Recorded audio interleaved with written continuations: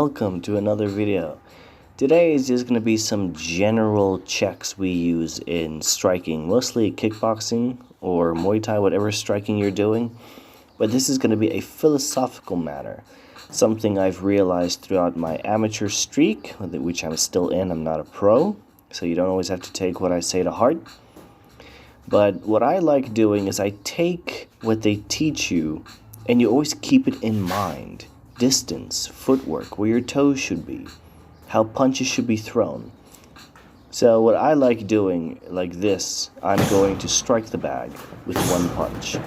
And I'm going to see how fast I can get my hand out and in with a decent amount of distance. This is not my longest range, because I'm always scared of overextending and hurting my rotator cuff. But one issue that you can clear with your rotator cuff is by building your posterior delt, the back muscle of your shoulder, which can be done with pull-ups with the outside grip. This specific exercise is teaching you how to step in, torque your body the right amount, moving efficiently, and pumping the jab as quick as you can. Because we all know the jab is a bit of a trump card when it comes to martial arts. It is a fast lead punch that catches your opponent every time.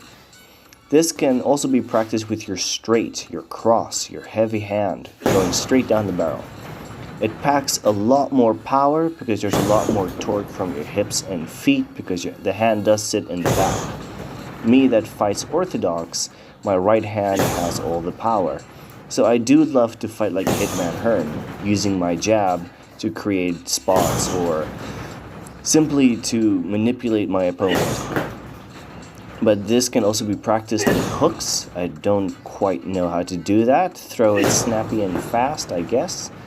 But only time I do practice this method with hooks is when I throw it in combinations.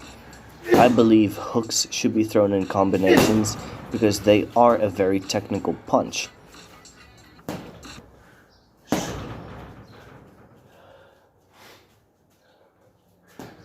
Now let's talk about the routine of combinations. I like having 3-punch combos, always having a kick somewhere in there. Now, kicks are extremely important because if you can utilize kicks into your combinations, the variety is absolutely... You can throw so many basic combinations, keeping your opponent guessing all the time. So my favorites are jab cross to left roundhouse and cross hook to the right roundhouse.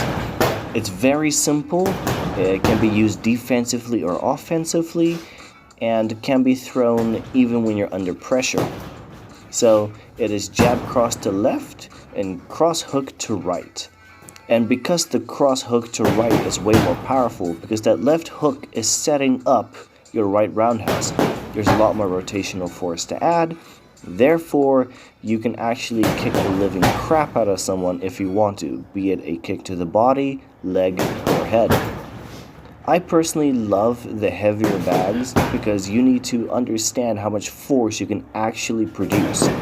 If you do have a small bag, you will be deprived of using all the amount of force you can put out. Your body does what it is trained to do. So lighter bags will cause you to hold back in strength. Now, this is me showing the step-by-step technique of a roundhouse. It is up, you turn your hips over so that your knee and ankle are in a horizontal line, and then you snap. But practicing the chambers of your kicks are very important.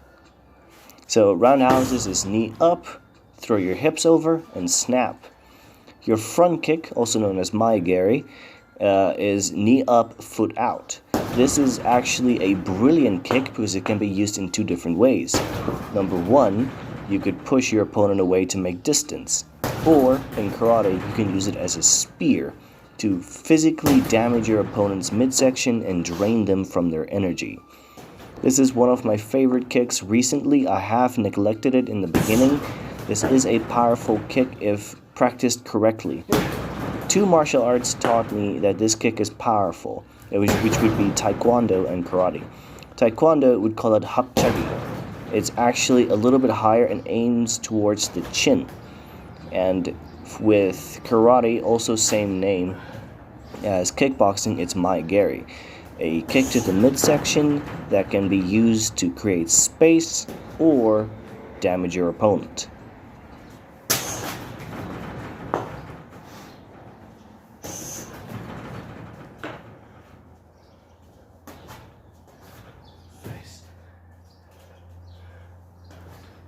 Now, a very essential thing is to move in with your hip with the leg you are front kicking with. That is extremely important.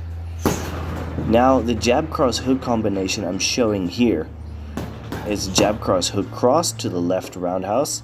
This is a brilliant 4-punch hand combination ending with a kick.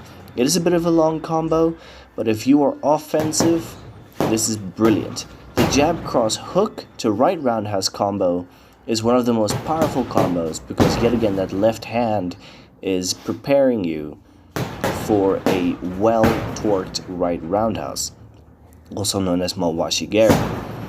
Now, the thing I like about Mawashis is if you do it kickboxing style, you have a snapping front kick or a snapping Mawashi.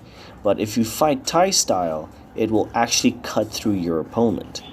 So I don't keep my hands up and elbows in all the time. Remember, I'm ready. I am relaxed and ready. You can only get this through experience.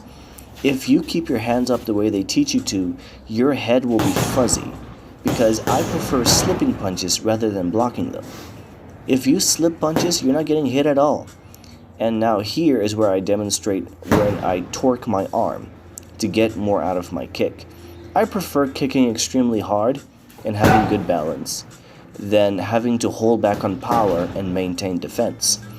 Trust me, people will not be attacking you if your attacks each one have the ability of knocking your head off. With my last fight, we dominated and I did not have strict form at all. Even though it was a tatami tournament, it's just good to be relaxed. And let's not forget skipping rope to build that stamina, endurance, shoulder, and core strength.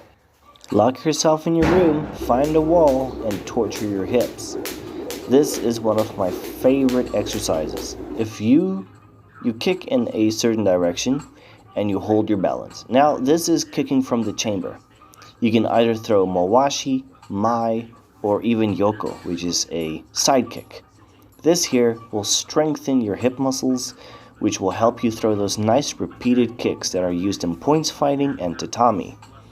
You can give yourself, I would say 5 sets of 10. And you can actually practice your individual kicks. Like this is Yoko Gari, a side kick. You can build it quite nicely using this technique. So I like shadow boxing.